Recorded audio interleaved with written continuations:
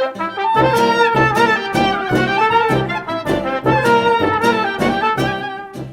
to The Entrepreneurial Musician with Andrew Hitz, a podcast from the Pedal Note Media Podcast Network featuring interviews with the best and brightest entrepreneurs and innovators in the music business. Today's episode features my business partner with Pedal Note Media and former colleague from Boston Brass, Lance LaDuke. Lance discusses his many different jobs within the music business that have included playing with the U.S. Air Force Band, teaching college, and working as a consultant. He also talks about how he was able to take Boston Brass to the next level from a business model standpoint, and how his difficult childhood gave him a skill set that prepared him for his future career as a musical entrepreneur.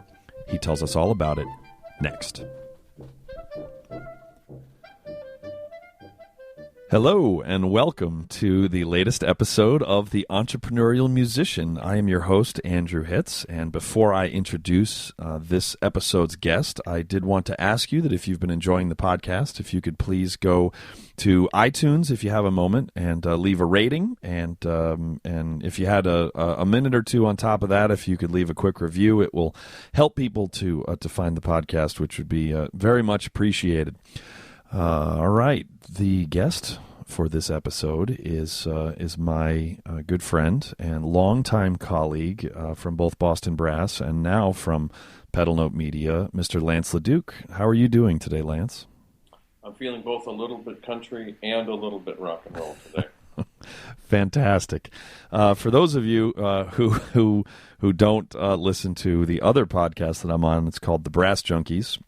And I co-host that with Lance, and you would know that, you should know that I always ask him that question at the beginning before we introduce our guest, and he always has some ridiculous answer. So the ridiculousness of the Brass Junkies is going to bleed into this episode of The Entrepreneurial Musician. It's just kind of a given when Lance is talking to anybody, but especially when he's talking to me. So, okay. So, Lance, for the fans out there that don't necessarily know who you are, can you give us a quick synopsis of your career in terms of where you thought it was headed and then kind of the different stops that it's ended up heading along the way as a starting point?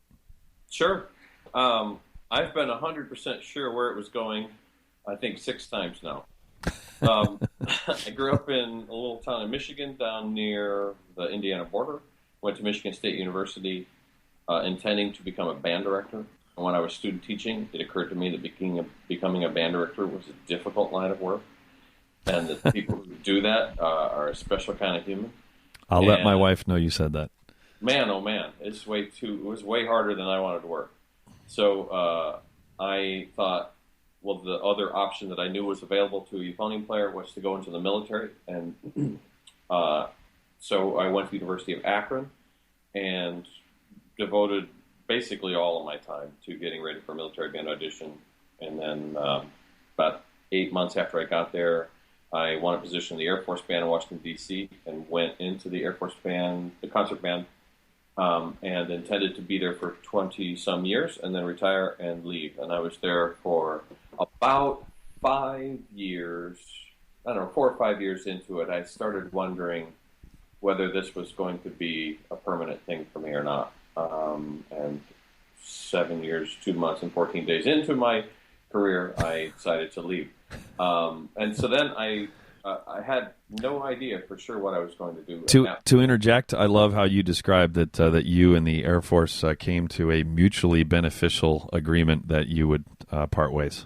That's right. Yeah. My Lowell Graham was my final boss, and he used to say, not just to me, but to the group in general, that if people were not interested in being there, he was more than happy to help them with opportunities to excel elsewhere. And so I availed myself of that opportunity.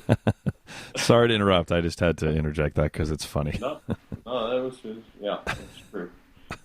So then I kind of left on a lark, and I was doing some subbing with the River City Brass Band in Pittsburgh, Pennsylvania, and I was also playing with the brass band at Battle Creek in Battle Creek, Michigan.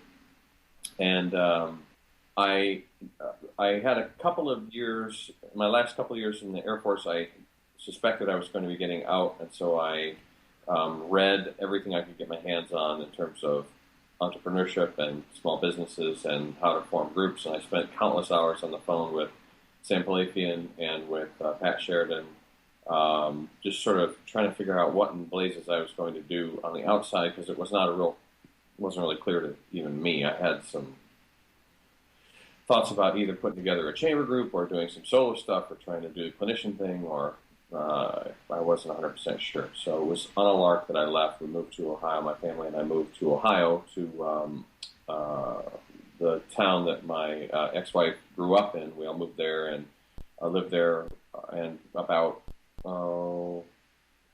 not very long. I mean,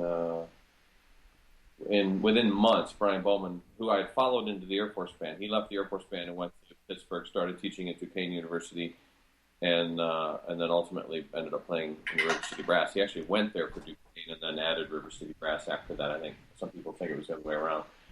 He left to go to Texas, where he currently is still professor of euphonium at North Texas State University. And so that left an opportunity in Pittsburgh, and I auditioned with the River City Brass and got the solo euphonium chair, and then also interviewed at Duquesne University. Took over the euphonium studio there, as well as the tuba ensemble. Well, actually, that didn't come right away. And then a year later, I picked up Carnegie Mellon University, and so I've been on the books for both those schools for, 15 years now. And then about 6 years, I think, into my tenure, there's kind of a 7-year thing. I was about 6 or 7 years into my college careers when I went into the Air Force. 7 years into my Air Force career, I went into this next phase. 6 years into doing that, then Boston Brass came to Pittsburgh, and I was hanging out with you knuckleheads, and we've told the story lots of times, lots of places, but I was talking with, you and I had met a couple times, because we knew tons of people in common, but we'd also met once or twice at tuba events. And then I was talking with J.D. Shaw, horn player, and turns out we had met a million years ago as well at a Phantom Regiment audition camp. But then the notion of me coming on to the group was first introduced, and then I spent 6 months learning to play the trombone. And then that was around December, and then around June, I came out and played sort of rehearsal with you guys, I guess, over from where I am now in Columbus. I visited, actually, we were still living there, so it was, I can't remember the details of where we were living now, but it's irrelevant. No, it's really important to the story. Actually, to back up just a little bit, my ex-wife was in retail, and she was a district manager, and so we moved a number of times, and I was driving about 150 miles one way from Granville, Ohio, to play in River City Brass and teach at Duquesne and Carnegie Mellon, and just staying in basements of friends and guest bedrooms, and would come to Pittsburgh for a few days and then head back. It was kind of crazy. And then we moved a little bit closer, which was Canfield, Ohio, which was about 70 miles. And then she got a promotion to a district out in Washington, D.C. We moved back to D.C. for about a year, and I was driving 250 miles one way to do this gig. And it was at that point that was that was the closest I came to hanging it up. I was like this close to going to law school. I was go to law school and get into either copyright or entertainment law. I actually didn't know a lot of this. This is kind of funny. I thought I knew your story, and I'm like, oh, okay. Yeah, I killed my back. I mean, I destroyed a car and my lower back and hips by putting, tens of thousands of miles a year on the car, and then that'll make you old quick. Oh man, it was really fun. So we're in DC, and it was just clear that I couldn't keep this up. There wasn't enough work for me to do in DC because, lots of reasons. And what the sort of come to Jesus moment we had was that my ex-wife was not liking the gig that she had. So she was miserable. I was miserable because of the drive. And so I was going to quit doing what I was doing. She was going to quit doing what she was doing. And then we would both be jobless in one of the most expensive, cities in the country. So then we finally a light bulb went off when we moved to Pittsburgh, it's very low cost of living. And then we took our little while, but she found a position here in Pittsburgh, and then we can fast forward a little bit. The Boston Brass thing happens, and so then I ended up joining the group. I played a rehearsal with you guys, and you had Harry Waters pretend like he was being subtle and listen in on the rehearsal. And then I did the Elkhart Jazz Festival with you guys. I did the gig with you guys. I guess that was ostensibly a rehearsal for that gig. Yep. And then we did an interview in a church somewhere. I guess in Elkhart, I suppose. Can't quite remember. It was in Elkhart, yes. And talked about all sorts of business stuff and where we might go as a group together. And then about a month later, I guess, I got the call. And then I did that for 7 years again. Sounds about right. Now I'm in I'm about to start my third post-Boston Brass year, teaching more or less full-time.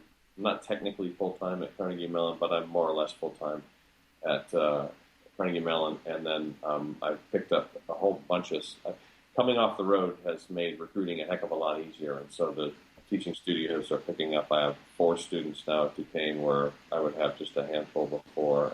3 of them are freshmen, so I suspect things are going to keep building. We'll get into all the stuff that I'm doing currently. And actually, it's not funny, I suppose, but this is I just, about a month and a half, 2 months ago, I don't know, 3 months ago, I quit River City Brass for the second time. Oh. So I think that's everything in terms of the big Legos. The big Legos. So let's see, a couple of thoughts. First of all, for any of you who are listening to this who have some entrepreneurial bones in your body, but also maybe are dreaming of playing of getting a gig, whether it be like the Air Force Band or a symphony orchestra or whatever, I would strongly encourage that you go to my highly neglected SoundCloud page, soundcloud.com/hitstuba. And up there is a talk that Boston Brass did a masterclass at George Mason where I teach. I almost just said taught, which would have been news to them since they're expecting me in a week. No, where I teach, still, to my knowledge, still currently teach. Afterwards, I had a graduate euphonium performance major who had a lesson.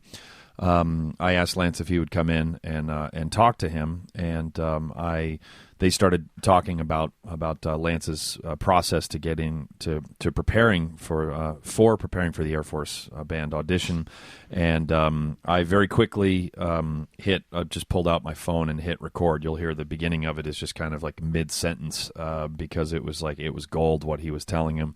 And I did, right before that, I did tell him I was recording this, so to stop swearing. But it's 45 minutes long, and anybody who is preparing for an audition, really, you're not bright if you don't listen to this, because he explains absolutely everything that goes into it. And I think it's a good litmus test if you're not ready to to go to the lengths that he did. You hear this and you're not mystified as to why he won that audition. And that's not to shortchange anybody else that was there. I'm sure that there were incredibly talented people that he auditioned against, and he's not the only one that prepared this much. But you hear it and you go, at least my reaction was like, huh, there you go. So thanks, man. Hey, man. It was that was really good for me to hear as well. It was crazy. You were practicing until like 2, 3, and 4 in the morning every night, and 9 to 3. Yeah, 9 to 3, 9 p.m. to 3 a.m. Every night. Listen to it. It will either inspire you to new levels of greatness, or it will convince you to take another career path, which both can be quite valuable. So it just kind of depends. So I wanted to ask you about your your Boston Brass interview. The other thing when he talks about, and this interview with Lance is obviously going to be quite a bit of a conversation since I was am involved in a lot of the stuff that I'm asking him about, and I was there for a bunch of it as well. When he says he learned the trombone in 6 months, he exaggerated slightly. We talked to him in November, not December, so a little bit of a fishing story. I didn't get a horn until December. Yeah, there you go. Sure, whatever. That's a detail I can't confirm, so I'll have to Dave Allman. concede the point. When he says he learned how to play the trombone in 6 months, he learned how to play the trombone in 6 months. And when he auditioned, he was not the best trombone player that we heard in terms of trombone operator, but as a musician, absolutely. And his trombone playing was like shockingly good for someone who had been only playing for 6 months. And he also played some euphonium and, but in terms of, obviously you can't compete. Some of the people that auditioned for that are trombone players that just about everybody in the audience has heard of, that are still doing quite well. And what really sold us, on top of his musicianship and how much his trombone playing had progressed from 0 to where it got in 6 months, was the interview portion of it, which, as Boston Brass being a small business, yeah, you have to be able to play and you have to be able to be on stage, but 90% of the gig has nothing to do with buzzing your lips or talking into a microphone. And he really kind of knocked us out with the interview portion in terms of where he saw Boston Brass possibly going and the direction he wanted to and how he could help us get there. So I was wondering if you could talk a little bit about that and about how much you thought about that stuff ahead of time. I mean, it was, you had put more thought into it than I had at the time as a member. So, which really kind of, that kind of forced our hand where we were just kind of all in unanimous agreement, like, this is the guy. So talk to us about that interview. I don't remember doing tons of research before the interview. I remember thinking about the gig a lot, and I didn't know a lot. I didn't know the inner workings, and so I made a lot of assumptions based on what I knew of small businesses and what I knew of the industry and what I learned from talking to Pat and Sam and what I learned from reading books and magazines and listening to courses, and I'd been aware of the group, seen you perform a couple times, been at the same event as you a couple of times, and then after sort of getting to watch the show a few times here in Pittsburgh, and then just from the inside, I asked what seemed to me to be obvious questions, like what form of incorporation are you? What are you doing in terms of, how far out do you plan in terms of the touring, and how often do you redo the show, and how much do you make on CD sales, and what do you do if there's, just sort of, what's the structure of it? And then it became kind of a conversation. I guess it was technically an interview, but I remember just sort of, it felt more like I was just sort of shooting the breeze with you guys about how you had run your business, and that it came out of a local gigging group, and that you just sort of took the bull by the horns and decided, JD and Jeff decided they were just going to make this thing a reality, an ongoing venture. And so I think a lot of it was, I didn't come with a big grand scheme or plan, but it sort of unfolded that you hadn't thought about a lot of the things that I was thinking about. And I think it was, my hunch is, it's probably just a function of, that's a scrappy bunch. And, it was sort of, I got there at the right time. Yeah. It was the time for you guys to be thinking about, well, how should we, you guys didn't even have a partnership agreement in place. And so you had, as I understand it. I think you're right. And so then when it would come to who owned what, and then how do you get rid of somebody, and what happens, who owns what when a person comes or goes, or what constitutes what's appropriate in terms of if you do want to remove somebody from the group, what's that process like? How does that work? How are you protected legally? What happens from a tax standpoint? Just all that stuff. Mission statement. Yeah. And then this gets more into the programming side, I suppose, which is, well, what part of this industry do you want to be? Well, I understand your brass quintet, but what kind of brass quintet? Because the American Brass Quintet and Empire Brass are both brass quintets, same in terms of their mission and their audience and their brand. And so talking a lot about branding and how to brand the group and what the thoughts were about it. And purple was a big deal at the time. And what was the thinking that went into that? I mean, there's no commentary there. I mean, it was a smart move. It was a really, the Canadian brass books, you can recognize them from if somebody has held up a Canadian brass book at one end of the football field and I was at the other end, I could tell you that was a Canadian brass book by the color of it and the signature of it. Yep. And likewise, the decision to have a signature color was really smart, I think. Yep. And, that reminds me of the phrase that the worst possible reason to do something is quote, because that's how we've always done it.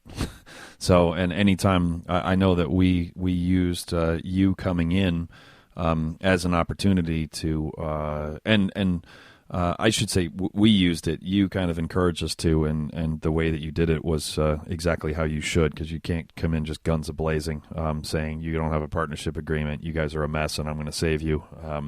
That's trumpet talk. The trumpet bashing is the brass junkies. I love all of you if you subscribe to the podcast.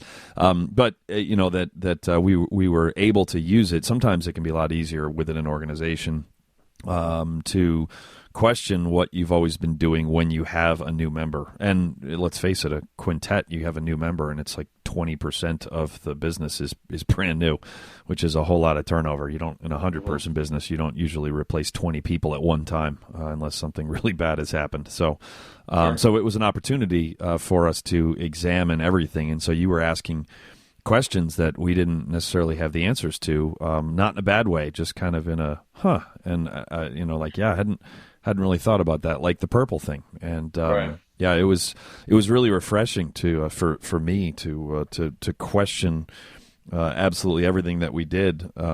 It seems to me that that being in the business on that side, and now as you do, doing consulting for groups in the business, and that's actually a spoiler alert, is that Lance and I are pretty soon going to be joining forces on the consulting front. That seeing it, that you said scrappy, and which is important, and being really talented is really important. But at some point, whether it's to get something to the next level or to maintain, I think that that's when the business side, it's not just hustle at some point, and it's all of the things that you mentioned and brought to our attention that end up making or breaking an ensemble. There's a book called The E-Myth by a guy named Michael Gerber. Great book. The overall, one of the big ideas in the book is that the skills that are required to build a thing are different. I mean, to create it from the ground up are, in a lot of ways, a completely different set of skills to maintain an endeavor or a business after it's already established. And you guys were sort of, I don't know, maybe it's putting too fine a point on it, but seems to me you were at, you'd achieved success. You'd built this thing. The machine was moving down the road, and I had nothing to do with making that happen. And then when I got in, it was about, well, how do we maintain this? How do we keep this thing going? Not that it wouldn't have without me. Certainly it would have. But just, it's funny. I remember talking to you guys sort of the way I think about when I'm meeting with a potential student. And I'm hanging out with them and their parents. I just want to help. And if it so happens that student comes, great. But if I can help them make the right decision, I figure that's going to come back to me. I had a gig. I mean, I was playing in River City, and that was going great. And I had started this thing called LaDuke and the Malcontents, which was in its infancy, and it was starting to gain the gigs were trending in the right direction here in Pittsburgh, and teaching at Duquesne and Carnegie Mellon. So I had I kind of had nothing to lose. I was really, really, really, really hoping that I got the gig. I mean, I really wanted the gig, but I wouldn't have been. It wasn't the end of the world. So I just thought, the best thing I can do is just be a mensch and help these guys and tell them what I think, and they can tell me whatever they want to tell me to do with that information, and I will at least have done, said what I thought. And fortunately for me, you guys, you were buying what I was selling. Yeah, it's a slippery slope if you go into an interview for any job. I would argue that if you go into an interview for any job and you're spending very much time at all wondering what is it that they want me to say, how do they want me to answer these questions, how do they want me to approach this? Not that there's not social norms, and of course, some interviews you get. This was a brass quintet. We were meeting before a rehearsal. You were in shorts and a t-shirt. It was 100% appropriate. It would have been weird if you'd showed up in a suit. It would have been like, dude, Whereas if you're going to, to apply for a low-level managerial job at IBM and you wear shorts and a t-shirt, you're not getting hired. Period. They're not even going to let you in the room. But in general, if you were answering questions how we wanted them to be answered, then we're not even going to be hiring the actual guy. We're going to be hiring your representative, which means that you're either going to have to act differently than you actually feel, which is going to be agony, or more likely over time you're just going to start acting and saying what you actually think, and then we're going to be like, wait, where's the guy that we hired? So I think the moral is there that if we didn't buy what you were selling, then why on earth would you want to uproot what you already had going to join us? Yeah. So the whole be yourself is really kind of trite, but it's true. It's very true. Go ahead. It's tough, there's a bunch of students that are graduating, and they just need to live indoors and eat food, and so they're gonna try and get anything they can get, whether they got to sell their soul or whatever. But when I wanted to get in the Air Force Band, I knew I wanted to get in the Air Force Band because I knew that was predictable and that was a job and it had paid benefits and it was what you're supposed to do. And I was so fixated on preparing to get the gig, I didn't spend a minute asking a single soul what goes into the day-to-day of being in this gig. What does this job actually entail? It was only about achieving this goal because I needed to live indoors and eat food. And so when I got there and the honeymoon phase was over, or a year and a half or 2 years into it, and the political stuff started coming up and just sort of the less fun stuff that's part of every job. I'm not just bashing the military bands for giggles. It's, wouldn't it be nice if we could all we had to do was play our horns? How many times with Jeff Connor in a master class or with talking to band directors would tell them that the easiest part of their day is when they're on the podium. Yep. And it's the same in every job. There's the stuff you like to do, and then there's the stuff you have to do. And I didn't spend any time thinking about that. And I don't know what my path would have been if I had known that. I mean, I was young and dumb, and I still would have. I mean, there's not a ounce of me that regrets having done that. It was one of the greatest experiences of my life, but I didn't go into it with open eyes. Sure. And to be clear, Lance was in no way mocking the needing to live indoors and eat food thing. I mean, I've had a job for over 15 years, Lance for even longer, and when you don't have one, then any job is better than no job whatsoever. So. Sure.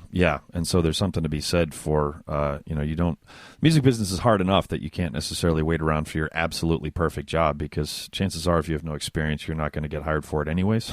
So, right. But that's part of the reason why you got to be, entrepreneurial, whether it's in actions or in thinking or both. And, that changes over time is so that you can, it's been my experience that you got to create the perfect job for you at some point. So if I hadn't done the Air Force Band, then I wouldn't have been on Brian Bowman's radar to come to Pittsburgh. And then I wouldn't have had the opportunity to play in the brass band at Battle Creek. And I wouldn't have had the opportunity I wouldn't have been in D.C. So I started doing comedy improv. And then I wouldn't have had the confidence to go on stage and tell jokes and write songs and junk like that I ended up getting to do a ton of the first time I was in River City Brass. which if I hadn't had if I hadn't had those skills, you guys wouldn't have been as interested in me either, because I Sure. know that part of it was the fact that I get on a microphone, and I don't care what's going on. I'll get us through the next however minutes I need to get us through. If Yep. it's planned or we just got to mark time, I'll get us through that. So Yeah, that only comes from experience. Yeah, we could. Lance is the kind of guy where you can say, because someone's valve is sticking, you can just like tell him, go walk to the mic and talk for 6 minutes, and he can do it, like with no subject, with no flow, just no flow within the program, etc. Just abruptly, or 30 seconds or whatever. That's something that's super valuable for an ensemble. So. Interesting. Can you touch briefly on the programming that you and JD were heavily involved with, and then when JD left, that you when we did yet another reorganization that you then took over for Boston Brass. And my commentary beforehand was that it was super interesting, and it was very interesting artistically, the partnerships that you ended up having us do, and the themes of the programs and that kind of stuff. But it was also very entrepreneurial in the sense, like Jonathan Kuskowski talked about in a previous episode, in terms of the the business model generation. You were always thinking about the audience, and who the target audience was and what their needs were, and so it was very, which isn't revolutionary in terms of programming, and yet sometimes in some corners of our business it actually is, because people just say, I want to write this tune, and then they just write it, and they don't think about flow, they don't think about the audience, they don't think about anything. And so there was a lot of layers there, and it all seemed to really work. So I'm wondering if you could kind of talk about your approach to programming. Sure.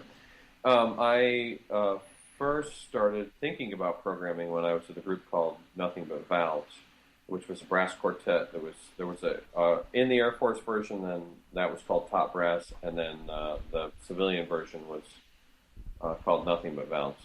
And actually, if you back up even further than that, and this may sound ridiculous, but when I was at Michigan State, I was one of the student leaders for the marching band, and one of the things that afforded me every year was I was in on the meetings where we would brainstorm what the shows for the next year would be. And, with a marching band show, you generally have, unless it's a medley of some sort, you generally have 3 or 4 tunes. And so finding big concepts and then tunes that represent that serve certain purposes. You need a thing that's a strong opener. You need a pretty melody. You need a big closer. There's these categories that you kind of have to, there's a paradigm that you need to fit in so that you tell a story, so that there's a beginning, a middle, and an end to it. And so then fast forward to when I was in Nothing But Valves, we collectively put together programs, but I one of the guys and I, Bill Adcock and I, spent a lot of time sort of thinking about the flow of the show, and that was the first time that I came face to face with the notion that trumpet players need breaks. And so how do you make breaks seamless so that the audience doesn't feel like, oh, they're stopping because the trumpet players are tired? Which is an actual, as much as I like to bash trumpet players, it's an actual need. It's an actual thing. It's true. I don't care how strong you are, you just can't bash them nonstop for 2 hours straight. Tuba players need breaks, and we have 5% of the need of trumpet players. Yeah, for sure. Right. Yep. So thinking in terms of variety, and then also playing stuff that we care about, but that has a nice reaction with the audience, became really important. And then actually doing improv comedy. I've always been a big fan of stand-up, and I never did stand-up. But in improv, you learn we have no choice but to pay attention to what you're getting back from the audience. So it turns on different sensors in your brain, and then when you get a big laugh, well, then you're done. Like, stop there. Don't keep going. And so, and then I know this is a really, really long roundabout way of getting to the answer to your question, but if we want to take it back even further, I grew up my dad was an alcoholic, and when you live with an alcoholic, you learn sort of interesting survival techniques, and you learn to read a room, and you learn to pick up on expressions and tones of voice, and what's happening in the house, and then if we go out to dinner, what's happening there, for a social environment, what's happening there, and so you sort of you develop these sensors if you grow up in a household like that, and those I spent a long time in therapy thinking, geez, I was the most poor put upon fella on the planet. And then you come to a point as an adult, or I did, where it's like, well, I can begrudge the fact that that happened, or I can accept the fact that that happened. That's an environment that I grew up in. And the positive things that came out of it, or I should say, maybe that's not the right way to say it, the skills that I developed in order to survive in that environment are perfect if you want to get on a stage and handle basically anything that anybody can throw at you. Because then you're able to sort of pick up what's going on in the ensemble, what's going on with this conductor, or what's going on with this audience, or this presenter, or that whatever. And you just sort of, it gives you, it's like a strange sort of extra sense that you have. It's fascinating. So it's pretty, I've spent a long time. I used to resent, one of the other things that came out of that experience, this has nothing to do with programming, was a sense of humor. Because the more you can foster laughter, well, then that's a good pressure relief valve. And so I got pretty funny. Fortunately, my dad had a good sense of humor. He was pretty funny, and there was a great appreciation for comedy. We would always watch, like the Carol Burnett show, any kind of variety show that had comics on it. I remember staying up late and watching, like, Evening at the Improv when I got a little bit older, and watching stand-up comics do their thing, and comedy records, and just a lot of laughter. And so making people laugh was a thing that, I remember I don't know if I ever told you a story. I remember the first laugh I ever got, I didn't mean to get. I had to have been about 4 years old, maybe 3 or 4 years old. And I took a nap, and I came out. My mom had some friends over, and 3 or 4 ladies who lunch kind of a thing. And I was holding my socks, and I said, "Which foot does which sock go on?" And that's what they did. And this was like, it was the strangest thing, because I was just asking a question. I didn't know that I could have this impact on anybody, let alone adults. I just remember, and I don't know that I had these like deep thoughts about it at the moment, but I remember being really struck by it and pretending like I knew it was funny. I guess that's another, that's another survival thing for somebody who lives with an alcoholic. It's just whatever is happening right now, you just accept that's reality. And we're going with that. So right now it's awesome, and we're going with that. And right now it's funny, so we're going with that. And right now it's tense, and we're going with that. And so, it's just that kind of ability to just switch on a dime, and that whatever's happening right now, that's the reality we're going with. That sounds like business too. It's not even just on stage. Well, tell me, it's one of these. And for a while when I was in the Air Force, I was dealing with a lot of these emotions, and went into therapy for, 3 or 4 years. And there was a period of a good year or two where I really resented. I really felt used by people, like, oh, let's make sure we invite him because he's funny, or hey, make us laugh, that kind of thing. I really railed against, and I was just like a bitter SOB for a while. And then I came out the other side of it with the understanding that, boy, this sounds crazy, but in a way, it's sort of a gift. In a way, it's enabled me to bring a bunch of happiness to people, and by making music and making people laugh, that's a gift that I don't wish that experience on anybody, and I know there's people who are struggling with it this second, and I wish they weren't. But the positive that came out of it was a career for me. Wow. So anyway, now that the very special Dr. Phil episode is that portion is over. So to get back, I wish you were on a couch right now. I'd be charging you a lot of money for this favor that you're doing for me. When I got in Boston Brass, JD had, as I understand it, the show basically was his creation. There are tunes that the group had been playing for some time, but really it was his design. Yes. And JD, I think, just has I hate saying nice things about it, but he just has a great vision and a great ear, and he's got good taste in tunes and just flow and all that stuff. And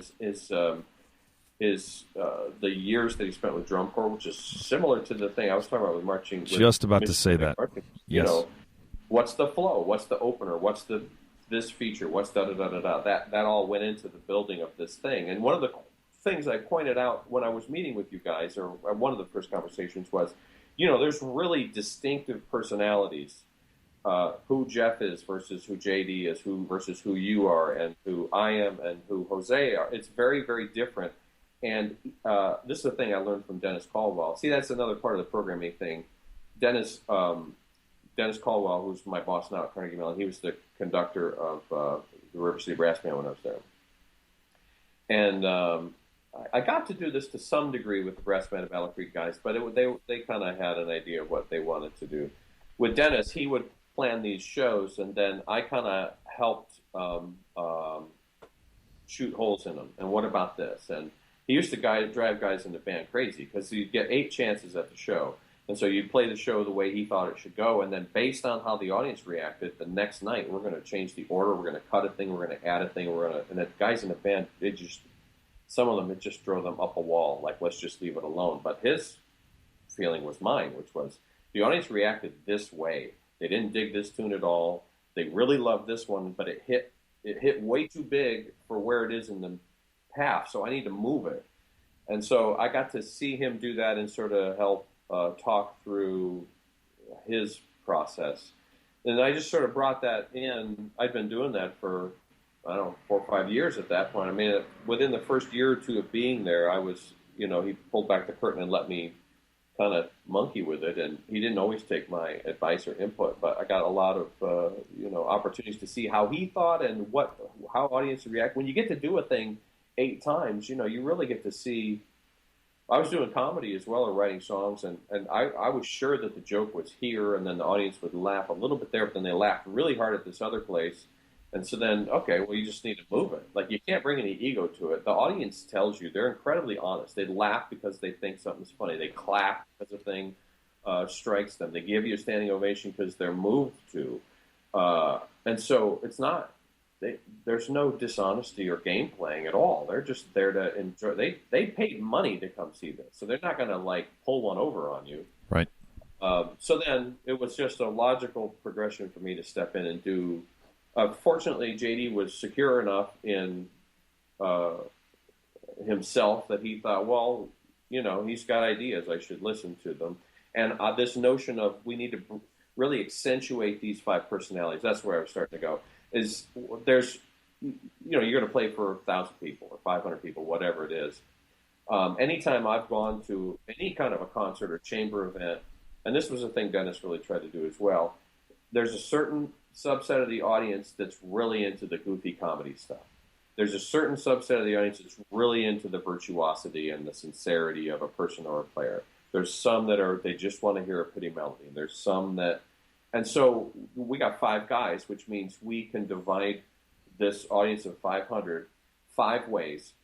And you were sort of the wise guy, the tall, young, good-looking kind of Weisenheimer. And Jeff was the straight man.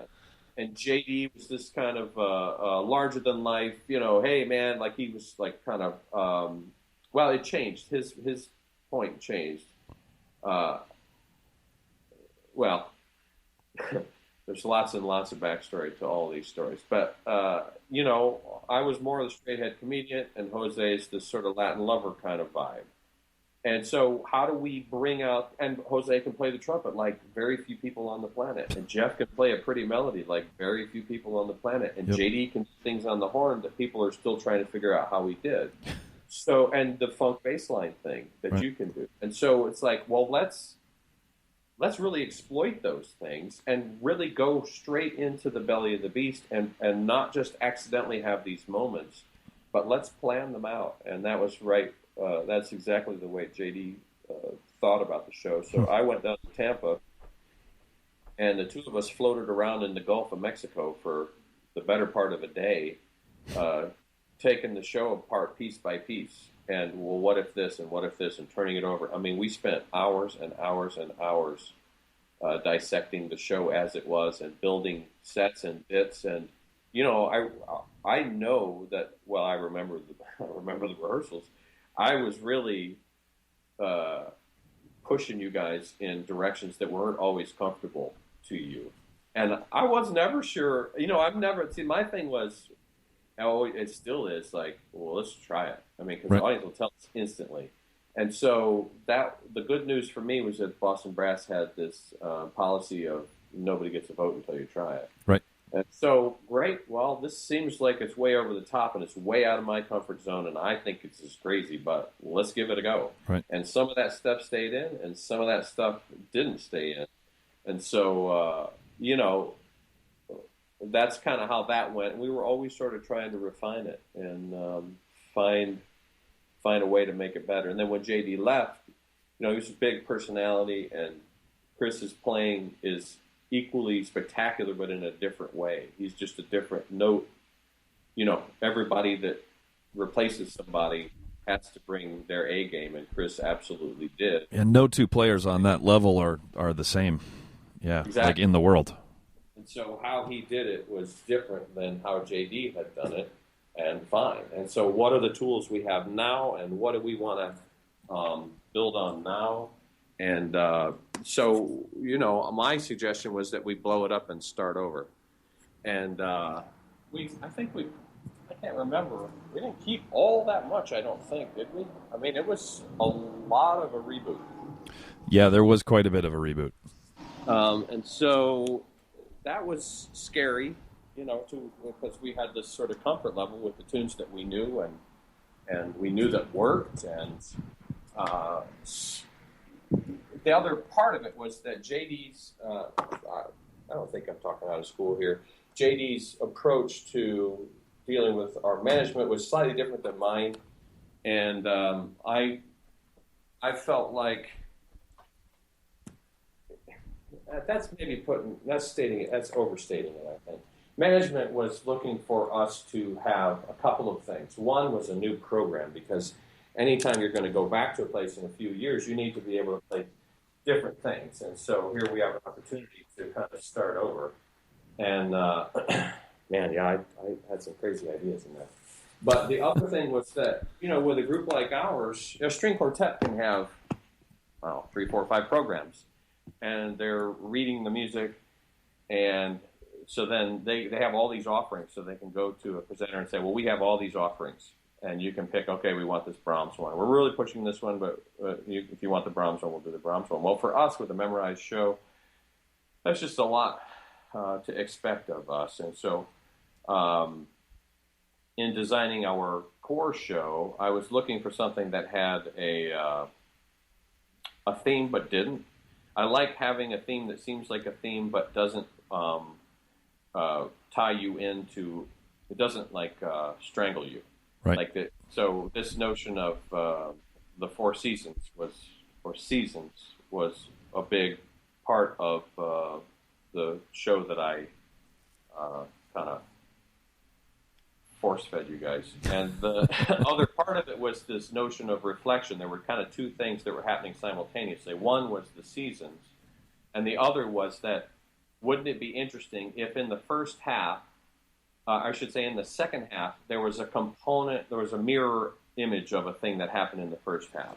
So in the seasons, we're going to have the Piazzolla Four Seasons. And then in the second half, let's represent each of the four seasons, but with some sort of pop tune. So we did Joy Spring, and we did Autumn Leaves, and we did Summertime.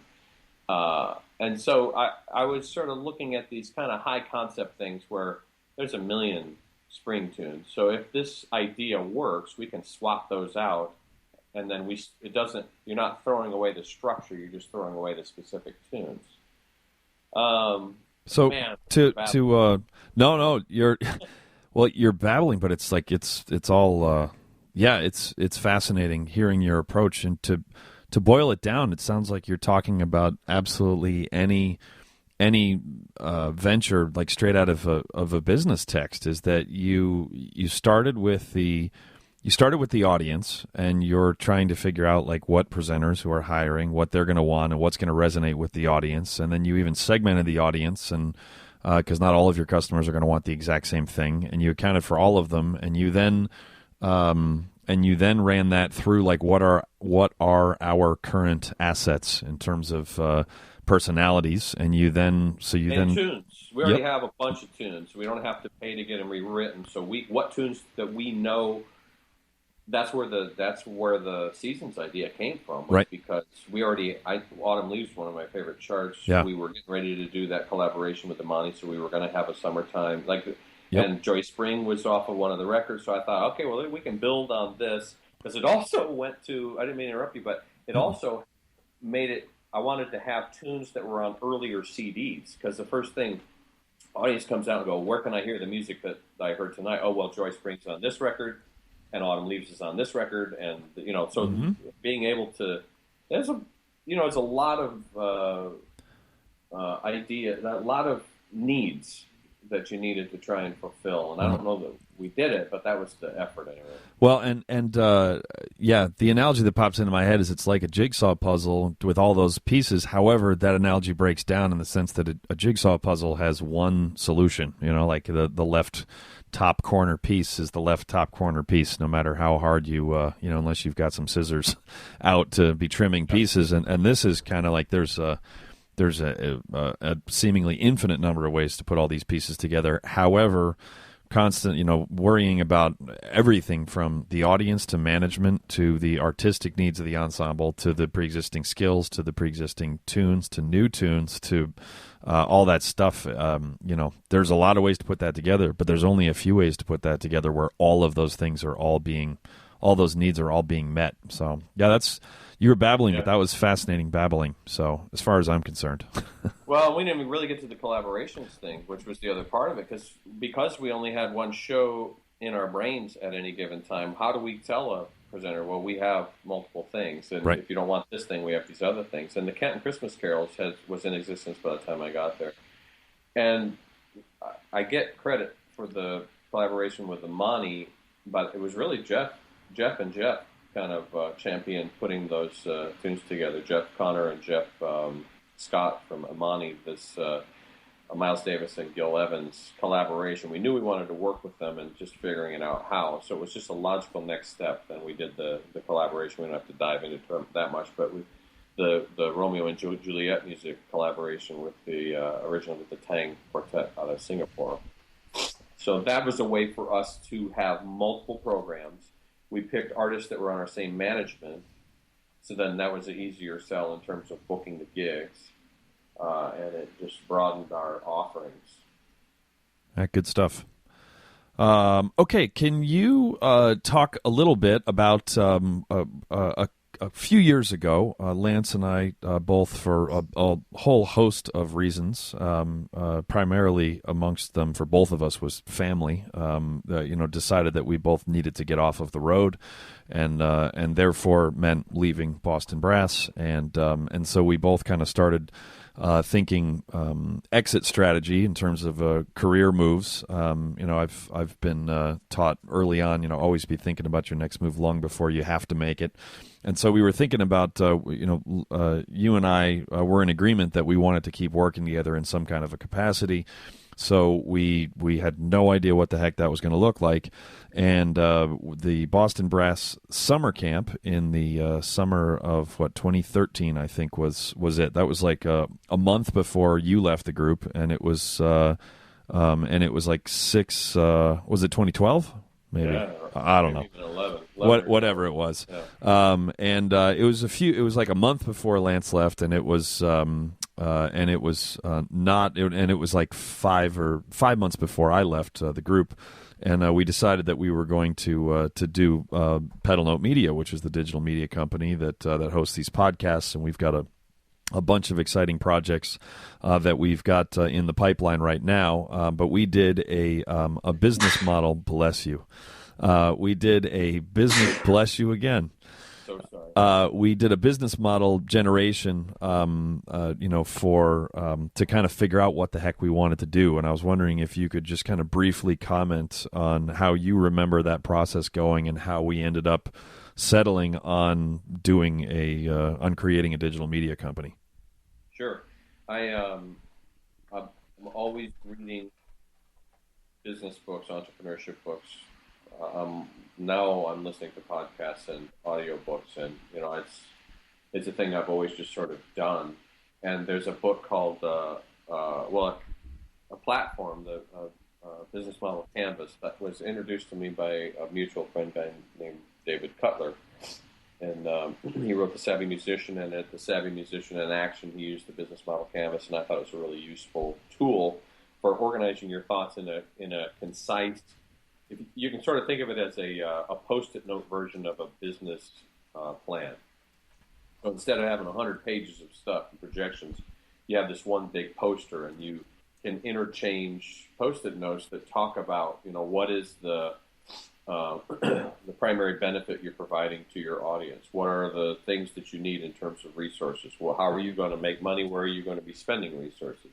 And it's a quick visual way for you to get up to speed on creating a new venture, regardless of what it is. It kind of falls out of, there's a guy named Steve Blank who's written some fantastic stuff, and then Eric Ries has the Lean Startup, and this notion of build, test, modify, build, test. And you get into this cycle where you launch as quickly as possible, and then kind of learn on the fly and improve and improve and improve. Bring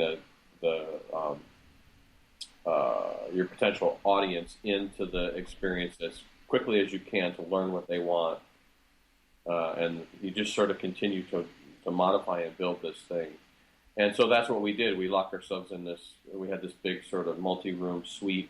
We were on a college campus, and so we posted this thing on the wall and bought a bunch of markers and Post-it notes, and sort of thought about, well, what skills do we bring to the table? What are we passionate about doing? What do we think that we can provide that has value in the market? What's it going to cost? And then how do you prioritize these things? There's a million different directions we could have gone, and like focusing on, well, okay, we have access to brass players, professional brass players, so it makes a lot of sense for us to create a podcast where we talk to those guys because we know them, guys and gals. So we can sit down and interview them because we have access to them.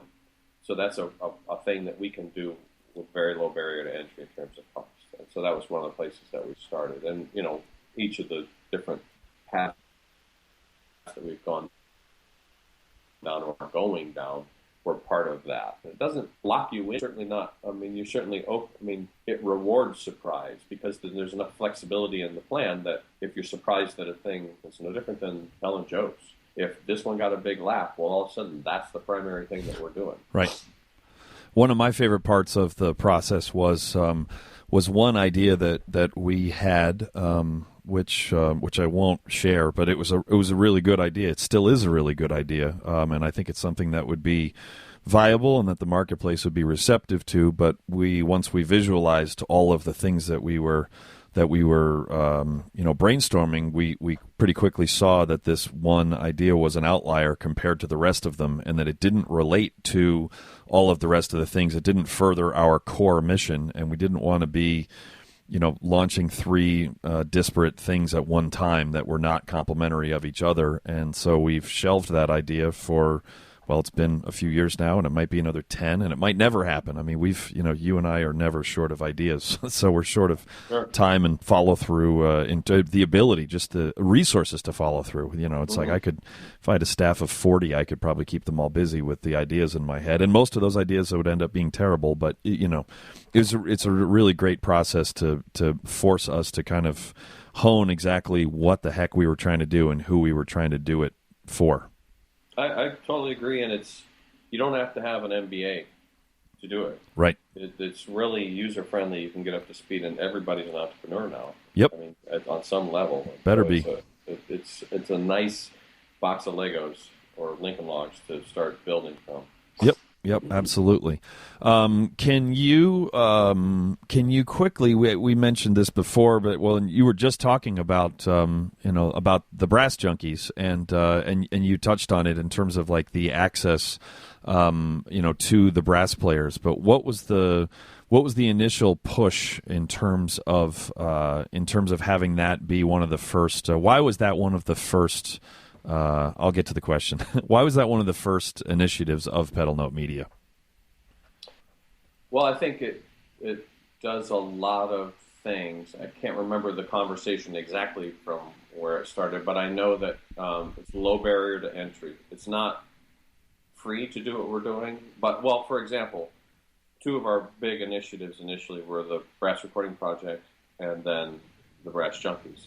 And the Brass Recording Project, we had a Kickstarter campaign that was successful, and there was a whole bunch of money involved, and there was a whole bunch of moving parts involved, and it's going to be some time until that thing pays itself off. It was a fantastic project, and I'm really glad we did it, and I hope it continues. But it was it was tough. It's a lot more involved thing, and so a podcast is you and me and a guest and some recording equipment that we had to buy, and hosting services that we have to buy, but it's much lower amounts of dollars that are going out over a longer period of time. Right. And it also has the added benefit of being a thing that, we got the tiger by the tail. Not that we're going great gangbusters with the podcasts, but they're finding their audience, and we're getting some patrons now, which is so rewarding. And it's, podcasts are thought about. You and I have been listening to podcasts for long time. Years. Yep. But it's only been in the last couple of years that they've made the mainstream, that people know about them, like mainstream. Sure. So timing was a part of it, but also just this is it's a way for us to have our faces and voices out in front of an audience a lot more often, because we used to be on stage 100 times a year, and now we're not. Right. And with the Brass Recording Project, I think it's awesome, and the quality of stuff that we're doing is great, but we're never going to, I should say never, but it's not likely we're going to tour that thing. Right. It's just, we're not in the brass quintet building touring business. And sure.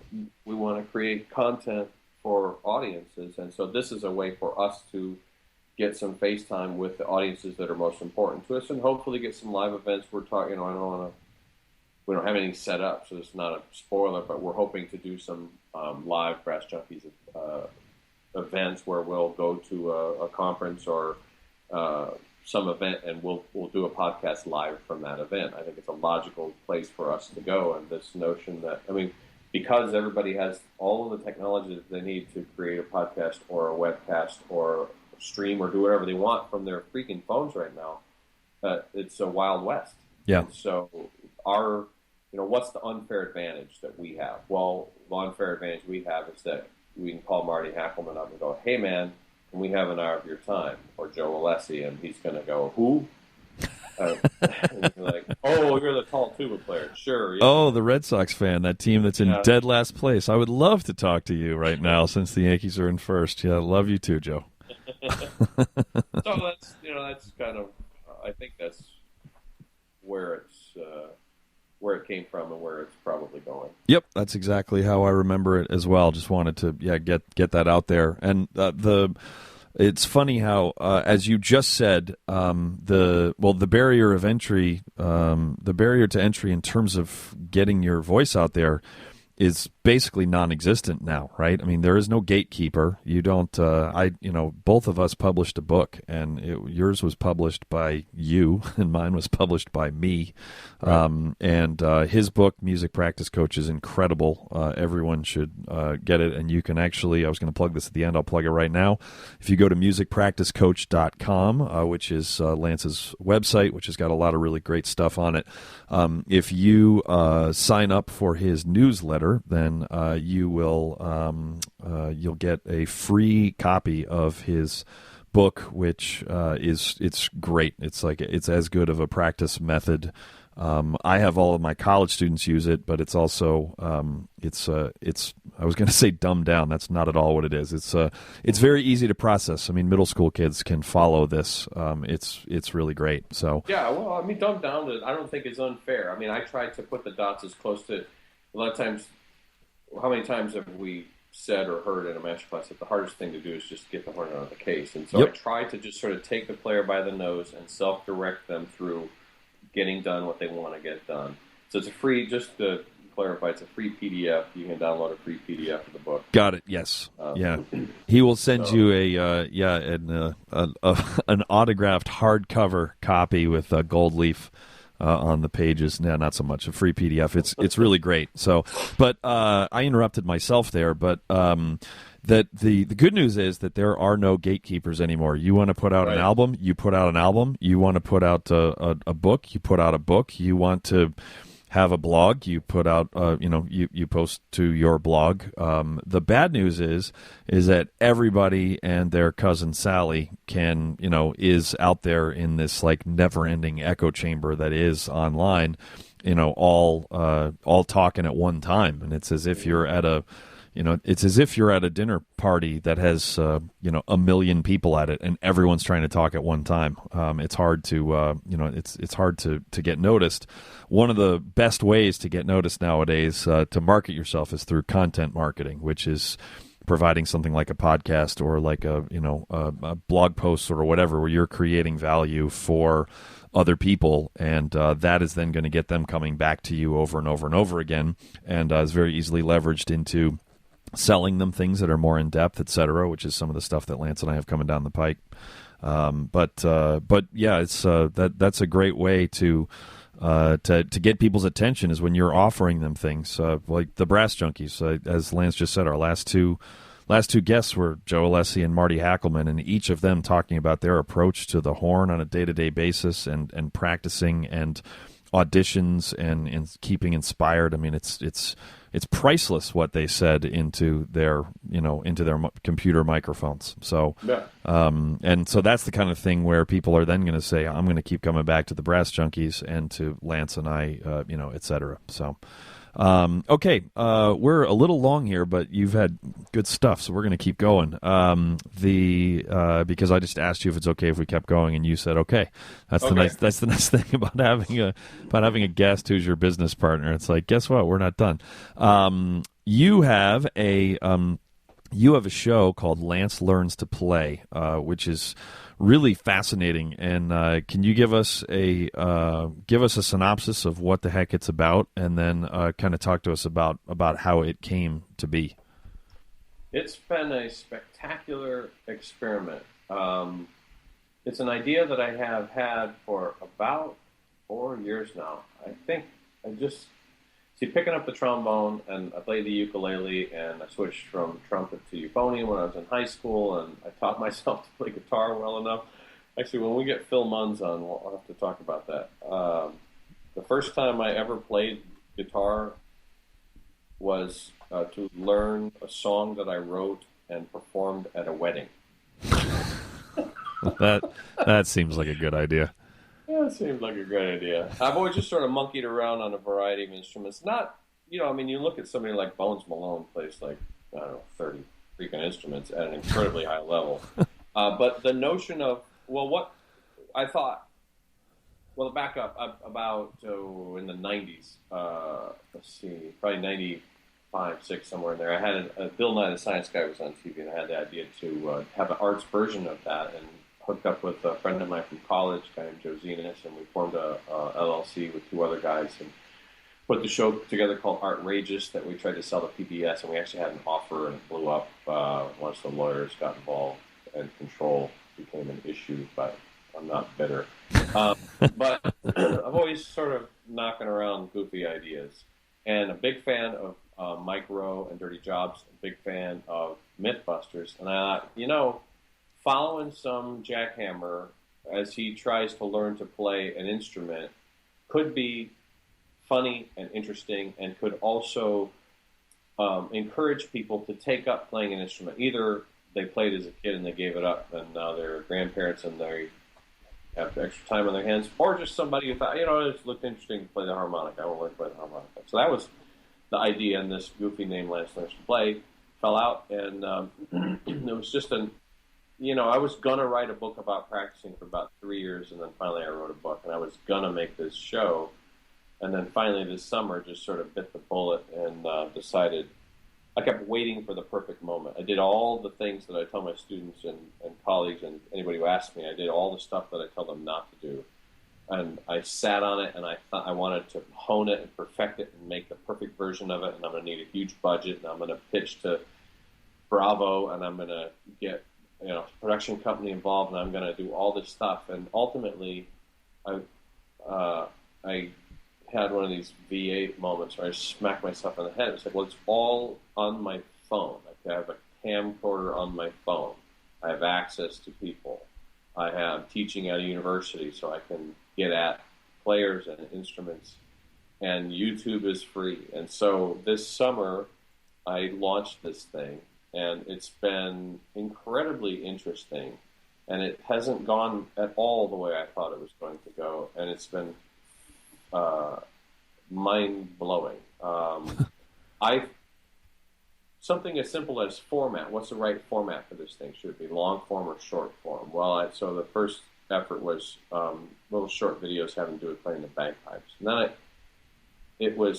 the first episode got a few hundred views on YouTube, which is not setting the world on fire by any stretch of the imagination, but it was, enough that I thought, well, I'll do another one. And so I did about 3 of them, and the viewership was such that I thought, maybe this is too many episodes devoted to one thing. Like, what is the core that somebody needs to know? And so I tried to create shorter episodes that were much more of a cursory look at what are these things called, what are the pieces called, what's it sound like. So the mission morphed into this assumption that one of the biggest things that stops somebody from playing an instrument is the first step. It's that getting the horn out of the case thing. I wouldn't even know where to go buy a bagpipe. I have no idea how you would get started. How long would it take to do that? Do you need to have a teacher? Do you have to be able to read music? Like all those, as musicians, the stuff we take for granted. For somebody who doesn't know anything about it, like I say, I wanted to become a expert at highlight. I got no clue where I would start. I don't know the first thing about it. I saw it on a episode of Miami Vice, and I want to take up highlight.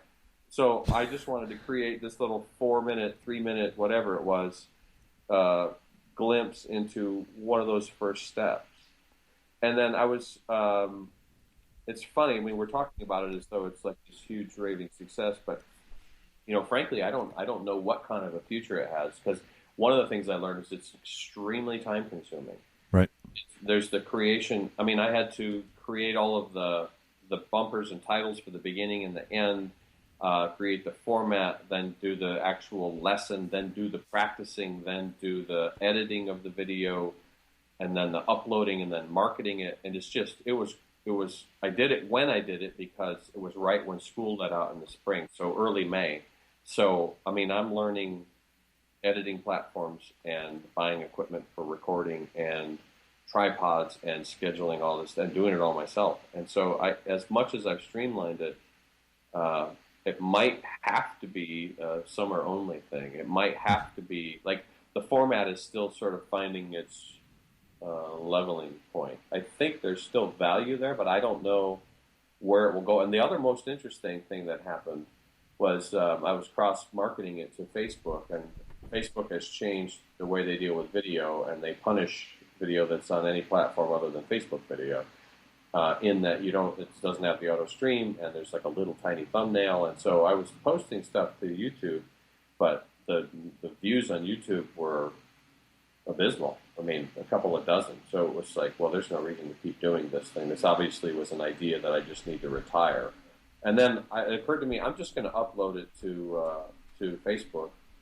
And now the numbers are somewhat skewed in that there's the autoplay feature, and a thing has to play for a certain number of seconds before it's called a play.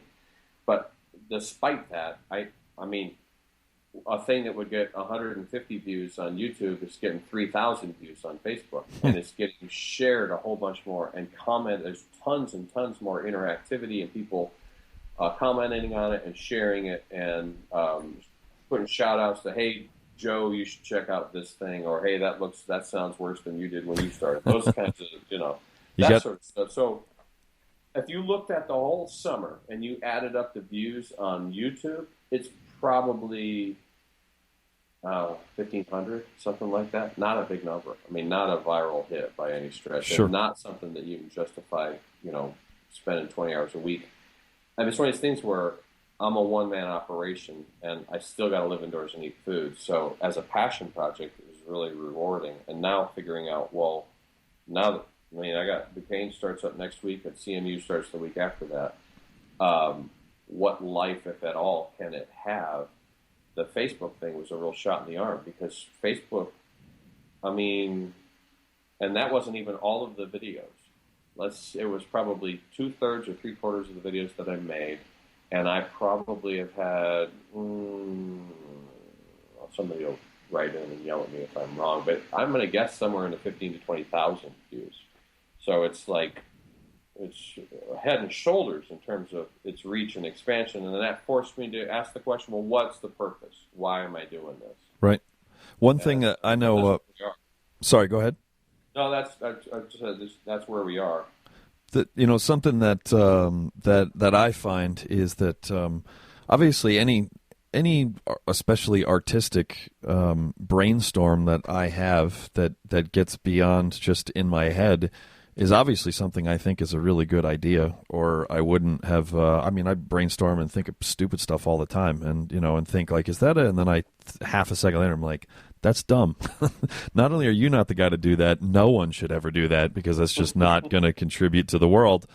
So if it's something that gets out of my head, gets onto an email or onto paper, and then gets executed, etc., I obviously think it's a really good idea because it just got through 8 levels of brainstorming. It can be really hard to decide, to have that conversation of, is this a good idea? Is this the right format? Is it the right length? Just kind of questioning all of that. For me, it's a lot easier now. I mean, I have more creative or professional outlets now by a factor of many times over, like today, than I have at any point in my career, between the stuff that you and I haven't even launched yet, between the 2 different podcasts, between the blog that I'm updating a few times a week, with teaching, with traveling, doing business master classes, doing tuba master classes, doing breathing gym master, et cetera, et cetera. But the more ideas I have, the easier it is for me to be honest with myself about, is this a good idea? Is this not a good idea? Should I pull the plug on this? Whereas if I'm kind of working on one big idea, it can be hard for me, and that's actually why I think you and I work so well together, is because it's good we have a lot of overlap in terms of our skill set, but there's some stuff that you are really good at that I am not, and vice versa. If I'm trying to, if we're trying to come up with a title for something, I can do that, but it's going to take me a couple of weeks of brainstorming, and I'll probably come up with something pretty good. If I'm not in the right mood, it can be really irritating that I ask you, and 5 seconds later, the final answer just falls out of your mouth. And I'm just like, what? So, it's literally 5 Mississippi count, and then there it is. And it's like, well, we could think about a half an hour. No, that can't be improved on. That's it. Okay. So, but it's easier to pull it to, and not that you're saying pull the plug, but it's just, it can be hard as a creative mind to not have something be your initial, your initial push might be exactly what it is. It might be nothing what it is. It might be halfway, whatever. So it's always good to hear a creative person like you talking about that it doesn't look anything like it was supposed to, in air quotes, and who knows where it's going to go from here. The conclusion I've come to is that if it's going to be a quote unquote success, I can't do it by myself. Right. I mean, it's way too much work, way too much money, it's a humongous idea, and I don't have the resources or the time to devote to it. Sure. Which is kind of a bummer, because it's like, well, I think it's a cool idea, and the people that were into it were really into it, and I get a lot of nice response about it. Right. But, man, I like sleeping too. Yeah, And it's not bringing any money in. So then what? sure, Like what? sure. Why am I doing it? Yep, yep, yeah, absolutely.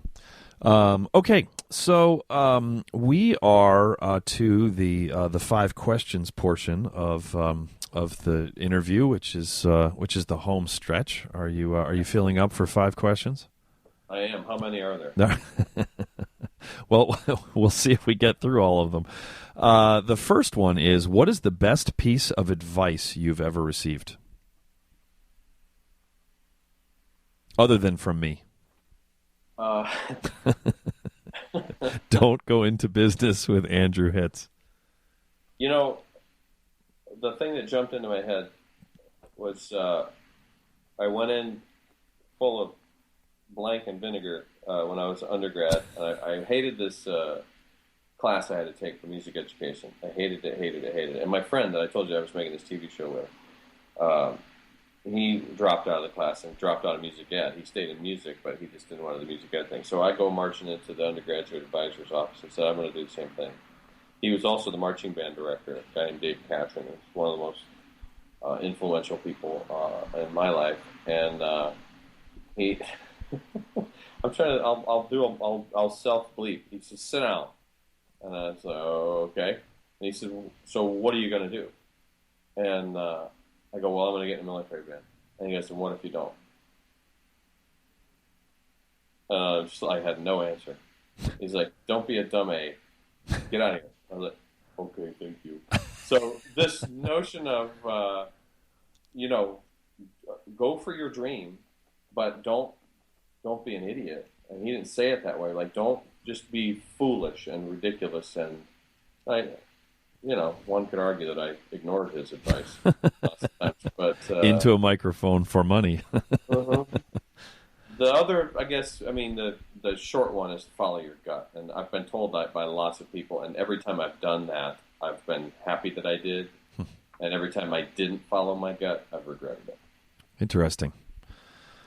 Let's see. I end every single lesson at both Mason and Gettysburg. The last words I say are, "And don't be an idiot." So that's my final piece of advice for the week for all of my students. So, and they know I mean it with as much love as I can possibly muster. Don't do dumb things. Yeah, well, that's actually a little better. What is number 2? What is a mistake you have made in your career, and what did you learn from it?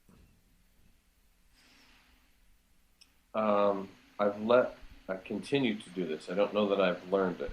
I hope that I've learned it better, but I let my emotions cloud my judgment.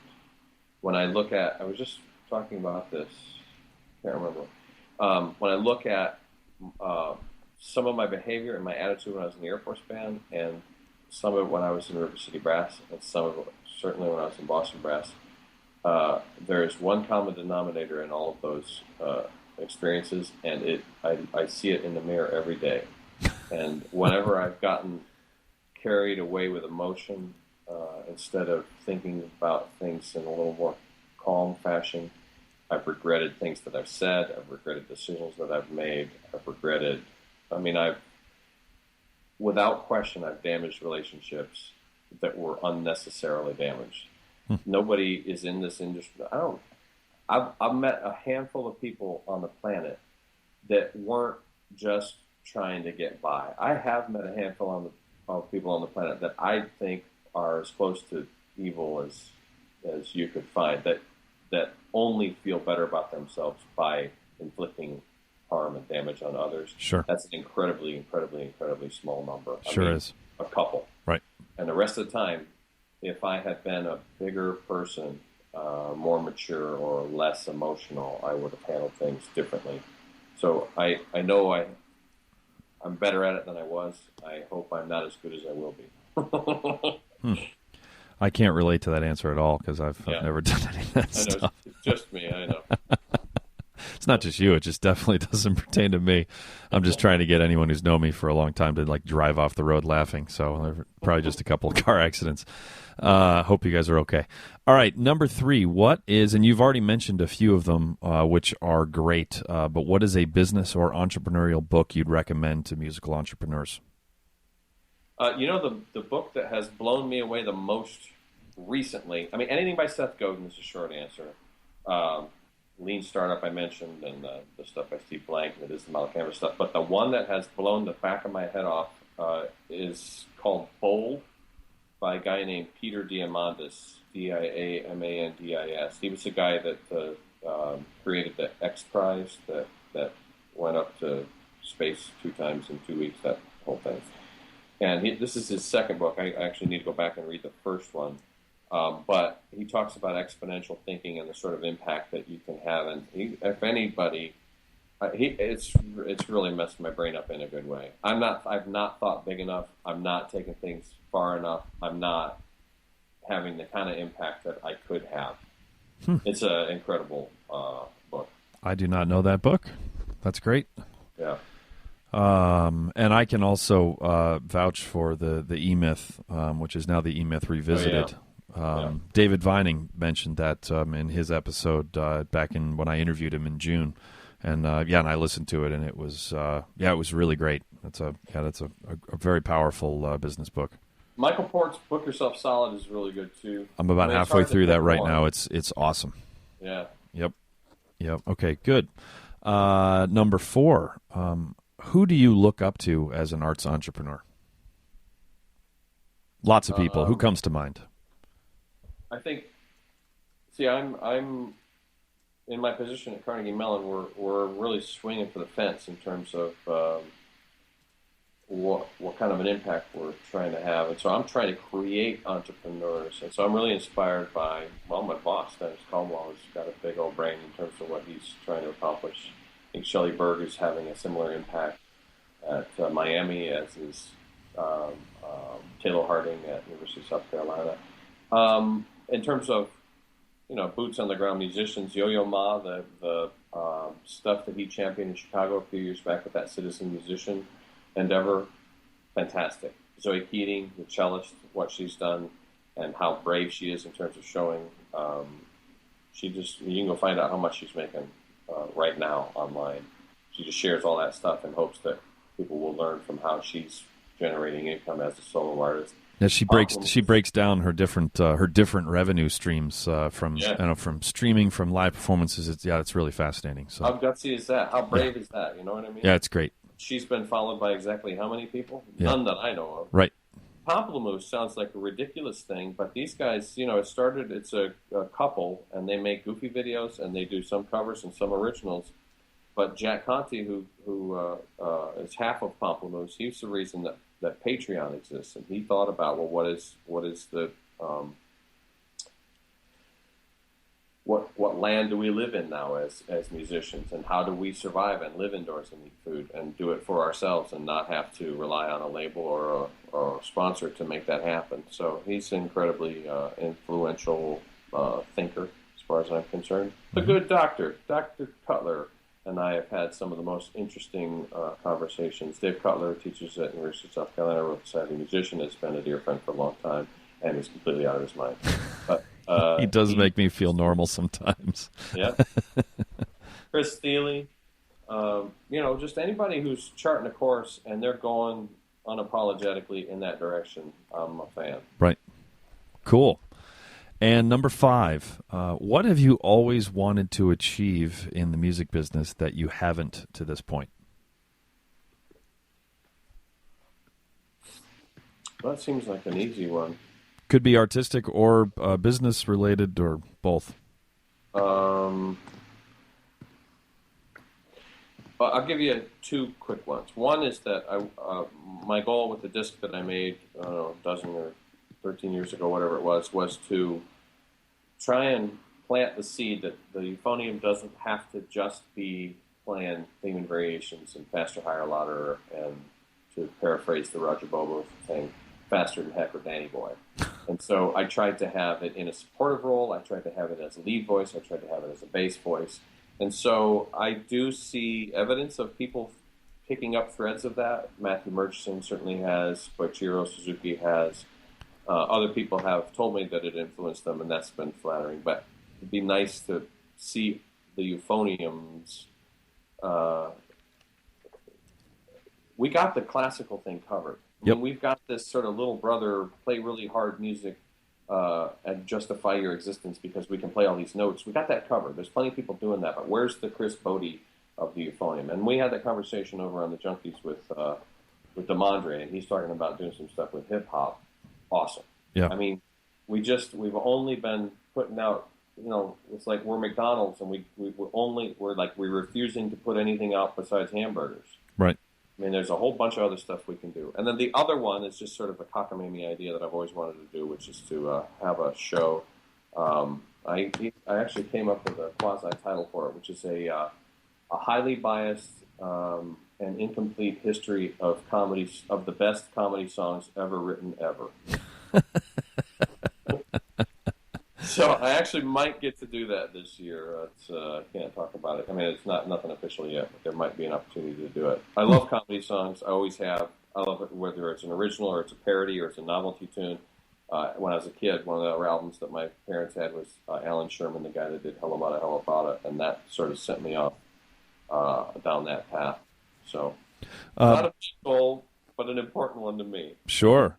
And here's a bonus question, and then I promise I will let you go. I was going to ask you about your business class that you teach at Carnegie Mellon, but we're super long, so we won't get into the details there. But this was going to be covered there. Are there any assumptions that you see music students making today about the music business that you would encourage them to challenge? Yeah. Yes. So this is so I teach music business in the fall, marketing and communications in the spring. We're hoping to launch an entrepreneurship class, and then electric acoustic ensemble we're going to start as well.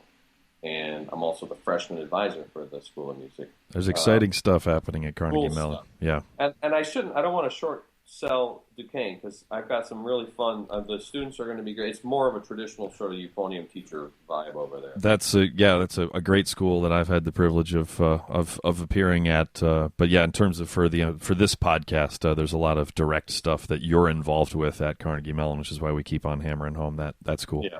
Yep. Exactly. And then to answer your question, the thing I've learned the most from the students who come in the door, now this will be my third batch of freshmen that I get to see, plus I get to see the rest of them in my classes.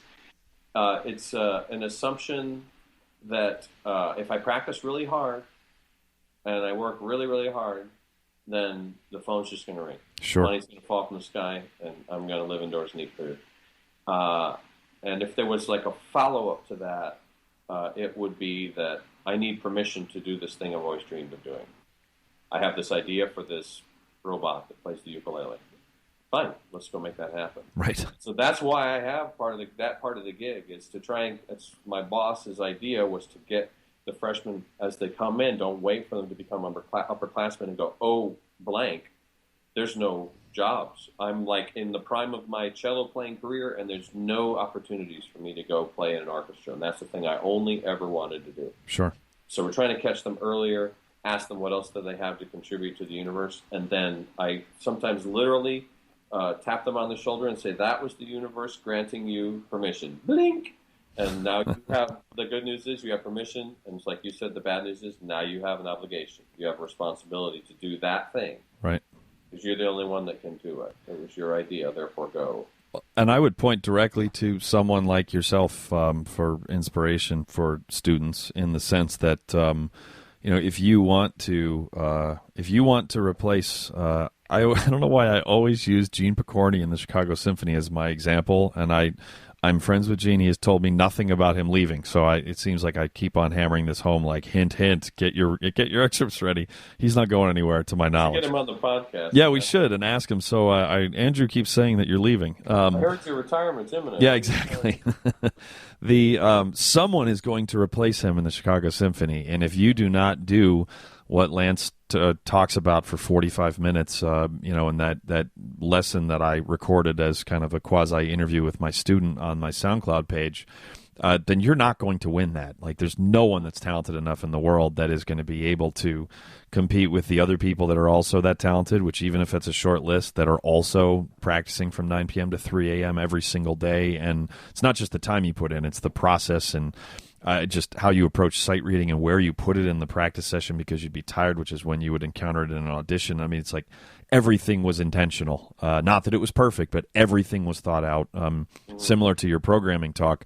But you also have all these like crazy / stupid ideas that you end up, executing as well. So it's not a one or the other. It's not that you are preparing for the Chicago Symphony or you're preparing for the Air Force Band or you're preparing for what your and my careers have turned into, which is just like a whole bunch of weird, rewarding things, which some of it's obviously Carnegie Mellon was not created for you. That was already there. But a lot of the paths that we're taking.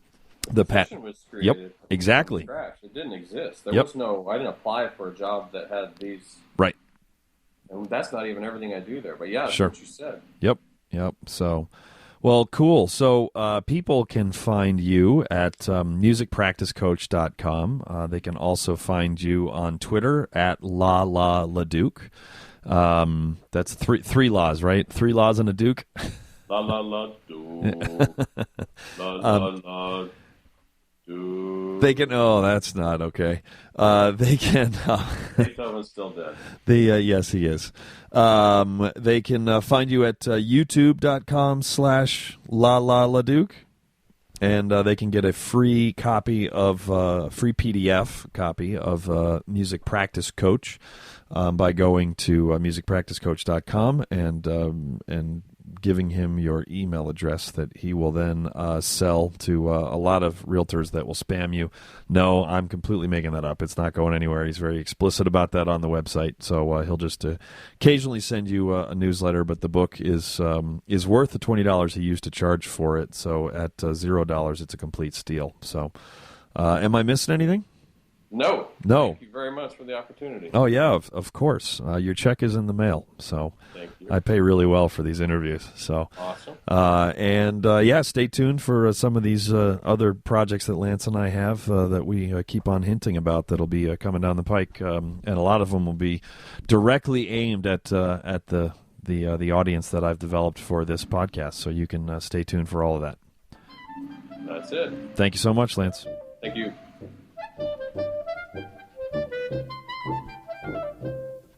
You've been listening to The Entrepreneurial Musician with Andrew Hitz on the Pedal Note Media Podcast Network. If you would like to help support the podcast in order to make more episodes like this one possible, please visit pedalnotemedia.com/donate for more details. You can sign up for my monthly newsletter and find my blog at andrewhitz.com. You can also find me at facebook.com/Hitztuba, and I'm at Hitztuba on Twitter. The Entrepreneurial Musician is produced by Austin Boyer and Buddy Deschler of the Fredericksburg Brass Institute. Executive producer is Andrew Hitz. The theme music was performed by Ben Barron, Rich Kelly, Daniel Lapel, and Andrew Hitz. This has been a presentation of the Pedal Note Media Podcast Network.